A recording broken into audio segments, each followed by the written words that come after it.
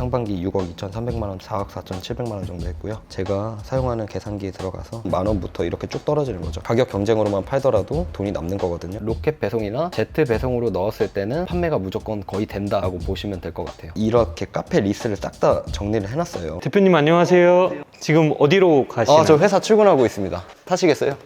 저는 초등학교 5학년 때부터 23살까지 야구 선수 생활을 했었어요. 코로나 시절에 부모님 사업이 잘 안 되면서 제가 있던 집도 이사를 가게 되고 아마추어로 프로야구 선수가 되기 위해서 선수 생활을 했다 보니까 사실 돈도 못 받고 야구를 했었던 거거든요. 집안이 힘들어지다 보니까 경제적으로 집안에 보탬이 돼야겠다라고 생각을 했고, 내가 언제까지 좋아하는 일만 하면서 야구만 하면서 부모님 손을 벌릴 수는 없겠다라고 생각을 해서 야구를 그만두고 당장 돈을 벌자라고 하면서 시작을 했던 게 그때 당시 온라인 쇼핑몰이었던 것 같습니다. 야구하는데 보통 비용이 어느 정도 들어요? 고등학교 때는 회비만 200만 원씩 나갔고요. 거기에 이제 개인 레슨 받는 거랑 그다음에 배트 부러진다거나 이제 장갑 바꾸는 거 이런 것들은 다 개별적으로 바꾸기 때문에, 배트 같은 경우도 한번 부러지면 15만 원에서 20만 원 깨지는 거거든요. 한 달 기준으로 한 두세 개는 깨질 수도 있고 한 300만 원 가까이 나갔던 것 같아요. 매달이요? 매달이요. 레슨까지 받으면 더 나가죠, 거기서. 평범한 가정에서는 야구를 계속하기는 좀 힘들겠네요. 그 정도면 직장인 월급이잖아요. 월급 벌어서 다 자식한테 쏟기에는 제가 생각해도 힘들 것 같아요. 야구를 더 하고 싶지는 않았어요. 야구 그만둘 때 한 달간은 방 안에서 계속 울었던 것 같아요. 밥도 잘 안 넘어가고. 아무래도 10년 넘게 했던 야구다 보니까 1년, 2년 만난 여자친구랑 헤어져도 솔직히 엄청 힘들잖아요. 10년 넘게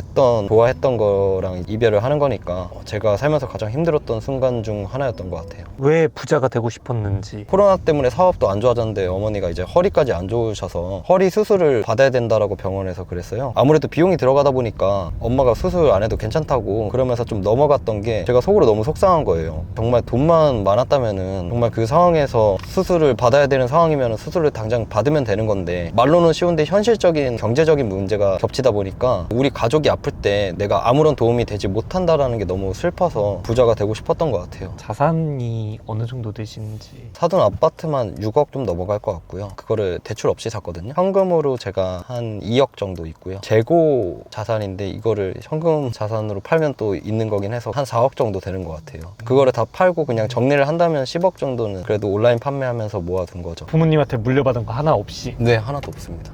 만약에 야구를 계속했더라면 지금 본인은 어떻게 되었을 거라고 생각해요? 경제적으로는 이렇게 절대 못했을 것 같고요. 프로를 목표로 했던 운동선수들은 다 공감을 할 것 같은데, 내가 고등학교나 이제 성인 정도 되면은 내 위치가 어느 정도 보이거든요. 이정우나 김하성처럼 슈퍼스타가 될 수 있겠다, 이렇게는 저는 생각이 안 들었고요. 내가 2군이나 1군의 백업 정도는 잘하면 될 수 있겠다, 이 정도 생각이었기 때문에 연봉을 받더라도 한 7천만 원이면 많이 받는, 진짜 많이 받아봤자 이제 그 정도인데, 진짜 온라인 판매 하시길 잘했네요. 경제적으로는 너무 만족하고 있습니다. 야구는 그냥 이제 돈 벌어서 사회인 야구 해야죠. 보통 일하시는 곳이 어디세요? 처음에는 이제 제가 포장도 하고 이랬었는데, 지금은 뭐 3PL이나 저희 직원분들 통해서 어느 정도 자동화가 됐고, 저는 오전에는 주로 카페에 가서 일을 하고 싶다거나 자유롭게 좀 일을 하는 편이고요. 오후에 출근을 해서 회사 일을 하고 그리고 6시쯤 퇴근을 해서 자고, 이런 생활을 반복하고 있습니다. 노트북 한 대만 가지고 있으면 계속 업무를 보실 수 있는 건가요? 초반에 물론 물류 잡으려면은 이제 협의를 해야 되고 이런 거는 있지만은 한 달 정도 안에 모든 게 세팅이 가능하고요. 어느 정도 구조만 한번 만들고 나면은 내가 카페에 가서 일을 하던 부산을 가던 제주도를 가던 충분히 일을 할 수 있습니다. 24년에 보시면은 법인으로는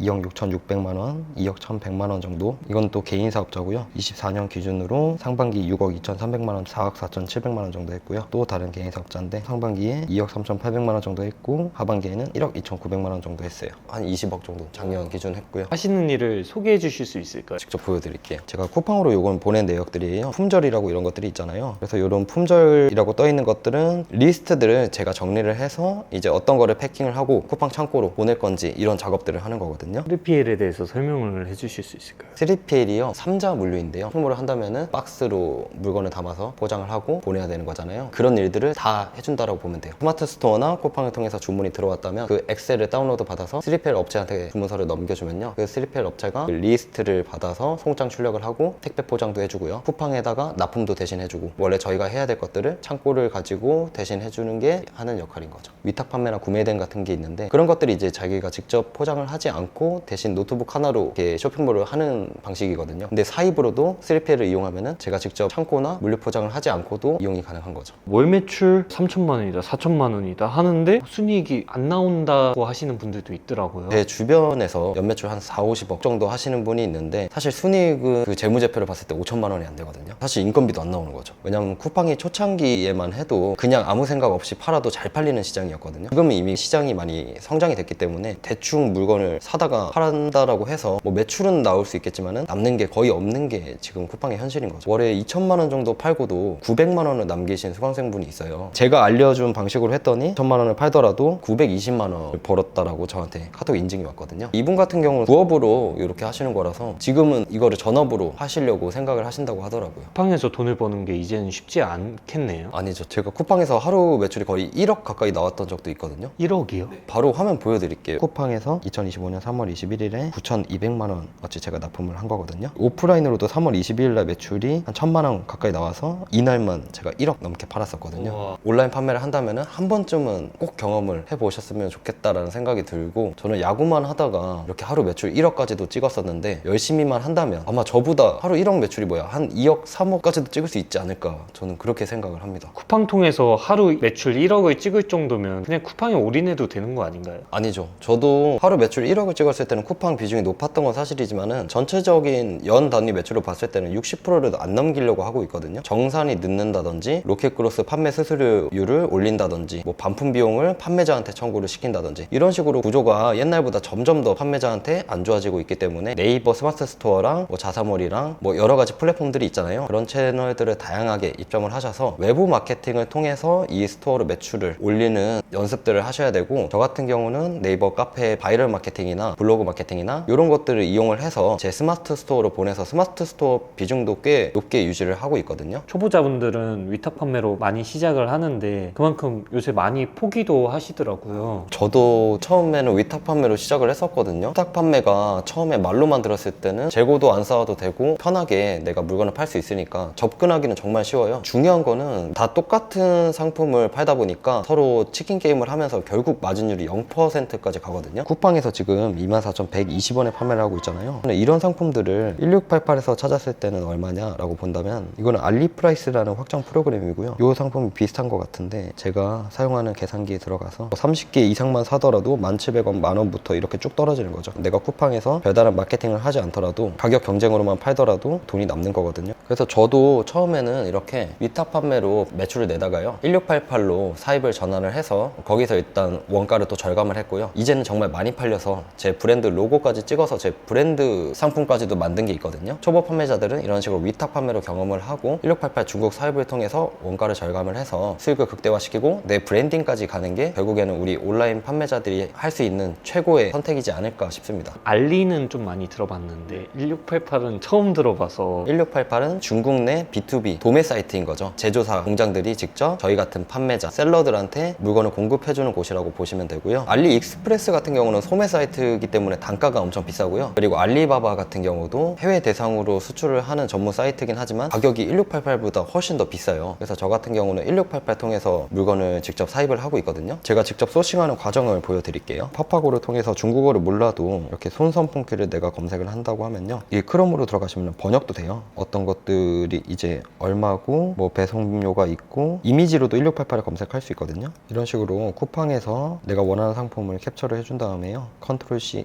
복사를 해주시고 여기 이미지로 펀드로 검색이 있잖아요. 여기서 컨트롤 V를 눌러주시면은 이런 식으로 이미지로도 상품을 검색할 수 있거든요. 비슷한 상품들이 이렇게 쭉 나오는 거죠. 그래서 1688은 이렇게 소싱할 때 내가 원하는 상품을 찾기도 쉽고요. 핸드폰 다들 있으시잖아요. 핸드폰으로 이제 파파고를 들어가셔서 사진을 찍어서 하게 되면은 무슨 단어인지 다 번역이 되거든요. 고화질 디지털 디스플레이도 있다. 이런 식으로 상세 페이지도 사진을 찍어서 파파고로 하게 되면은 번역이 다 가능한 거죠. 1688 중국 사이트라서 결제나 배송은 또 어디로 받고 이런 부분들이 좀 어려울 것 같거든요. 결제 부분은 카카오페이나 신용카드가 1688에서 이제 지원이 돼요. 그런 부분은 좀 쉽게 비교적 할 수 있을 것 같고요. 배송을 하려면 일단 배대지를 구해야 돼요. 이 배대지라는 거는 중국에서 공장에서 바로 우리 한국 주소로 보낼 수 없기 때문에 배송을 대행해 준다라고 해서 이제 배대지거든요. 배송 대행지. 배송 대행지 창고로 공장에서 보내서 그 배송 대행지에서 통관 절차를 다 해주고 우리 창고까지 도착을 하게끔 해주는 게 이제 배대지의 역할인 거죠. 대부분의 이제 처음 시작하시는 분들이 결제까지는 어떻게 진행을 하겠지만은 배송 대행지나 3PL을 찾는 게 조금 어려우실 수는 있어요. 네이버나 뭐 구글 아니면 셀러오션이라는 카페에서 조금 찾아보시면은 정보를 좀 많이 얻으실 수 있을 것 같고,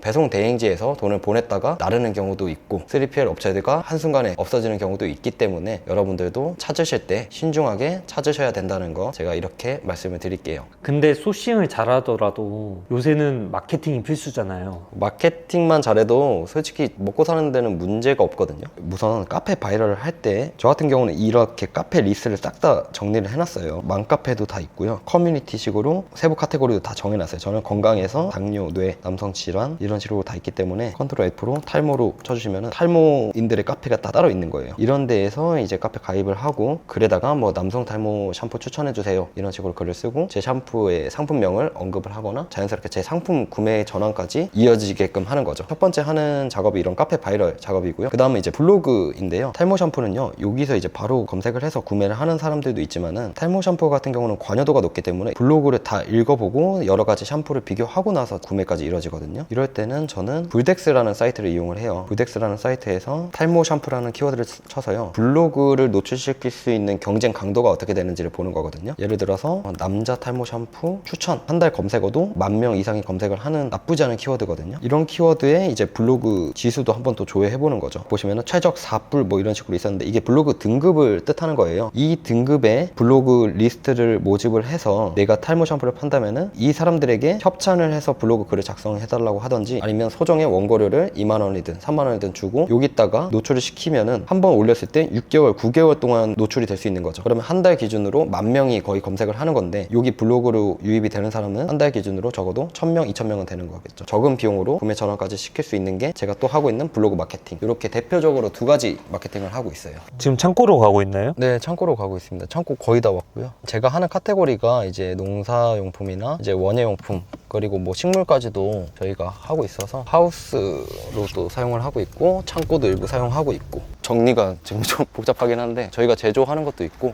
이런 것들은 이번 주 금요일날 나갈 물량. 여기는 크리스마스 저희 트리 이쪽에 쌓아두고 지금부터 준비해서 재고 받아두고. 촬영일 기준으로 8월인데 벌써 크리스마스. 네, 지금부터는 준비해야 돼. 어떻게 컨텐츠를 짤 거고 썸네일 사진 촬영할 거랑 뭐 체험단 이제 모집할 때 샘플들도 다 보내줘야 되기 때문에 지금부터 사입을 해서 모든 단계를 다 거쳐야 최소 준비하는 데는 한 3개월 정도 걸리기 때문에 지금부터 준비는 해야 돼요. 크리스마스만 사실 진행을 해도 1년 뭐 먹고 사는 데는 크게 문제는 없거든요. 저희 같은 경우는 봄철에 한번 바쁘고 크리스마스 때 한번 바쁘고 지금은 그냥 그 두 시즌으로 1년 내내 먹고 살고 있습니다. 이렇게 보여도 그래도 재고로 따지면 아마 여기 있는 게 1억은 넘을 것 같아요. 여기 있는 것만, 이 한동에 있는 것만. 지금 창고 정리를 못할 정도로 일이 계속 많아지고 있습니다. 큰일입니다. 요새 온라인 판매가 레드오션이라고 하는데 대표님만 이렇게 잘 되는 이유가 있을까요? 제가 지금 농업용품이나 이런 걸 하고 있지만 저는 농대를 나오지도 않았고 제가 농사에 아무런 관련이 없는 사람이거든요. 이쪽 카테고리를 선택한 이유가 경쟁자들도 뭔가 치열하지 않아서 일단 시작을 해봤는데 실제로 카테고리 안에 플레이어들이 너무 다 못하는 거예요. 제가 그래서 그 빈틈을 발견하고 크게 힘을 들이지 않고도 매년 매출이 한 30-40%는 성장할 정도로 당연히 누가 봐도 잘 나가는 상품들이 있잖아요. 뭐 물티슈라든지 겨울 되면은 핫팩이라든지 이런 수요가 많은 상품들을 이거 팔면 잘 나가겠지 라고 생각하는 게 보통 대부분인데 그렇게 생각을 해서 저도 팔아봤다가 팔리긴 팔리는데 마진이 너무 없고 쉽지가 않은 거예요. 그 온라인 판매하면서 레드오션이라고 하시는 분들이 저는 소싱 방식부터가 잘못됐다라고 생각을 해요. 시간을 투자를 해서 소싱 방식을 연구하다 보니까 아직도 정말 팔 수 있는 카테고리가 너무나도 많고요. 저는 심지어 이 카테고리 중에서 너무 좋아 보이는 게 지금도 있어서 내년에는 그 카테고리를 한번 팔아보려고 지금 창고도 계약도 하고 내년부터는 정말 본격적으로 하려고 하고 있거든요. 아직도 너무나도 먹을 게 많은 온라인 판매는 블루오션이니까 꼭 시작해 보셨으면 좋겠습니다. 여기 대표님 사무실인 거죠? 네, 저희 사무실입니다. 대표님이 전문가가 아닌데도 그 아이템을 어떻게 발굴을 하셨는지. 챗GPT를 이용해서 하긴 하는데 전문가를 하나씩 이렇게 제가 챗GPT를 이용해서 거의 공짜로 제가 고용을 하는 거죠. 이런 식으로 원예 전문가로 만든 다음에 저는 이걸 통해서 통해서 블로그도 작성을 하고 소싱도 다 하고 있거든요. 블로그를 작성을 할 건데 어떤 키워드로 잡을 거야, 프롬프트를 입력을 하면 이런 식으로 제목도 써주고 목차도 써주고 목차에 대한 소주제와 소주제에 맞는 내용까지도 말투만 조금만 바꿔가지고 입력을 하면 사실 한 5분 만에 블로그 글을 하나 다 작성을 할 수 있고요. 그 블로그 글로 실제 유입도 되고 저희 스토어까지도 들어와서 구매 전환까지도 되고 있거든요. 충분히 전문 지식이 없어도 할 수 있다라는 거죠. 제가 하고 있는 원예용품에 대해서 프롬프트를 입력을 해볼게요. 챗GPT가 추천해준 상품을 통해서 한번 아이템 스카우트에 검색을 해서 제가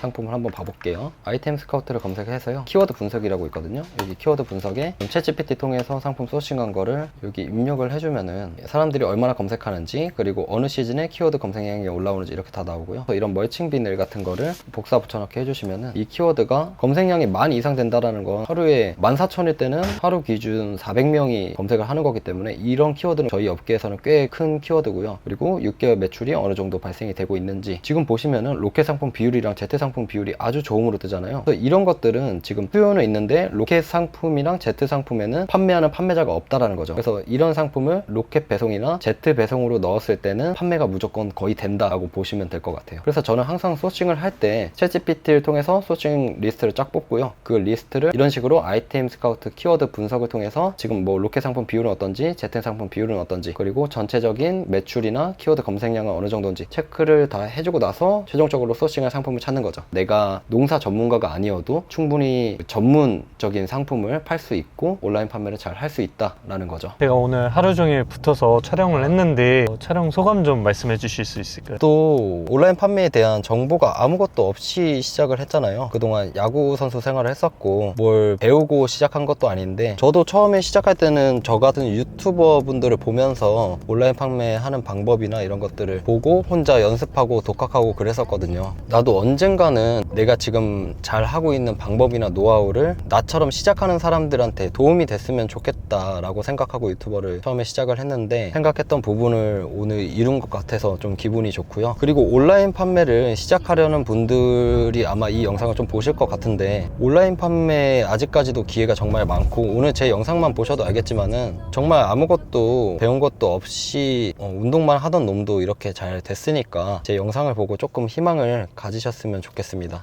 화이팅입니다.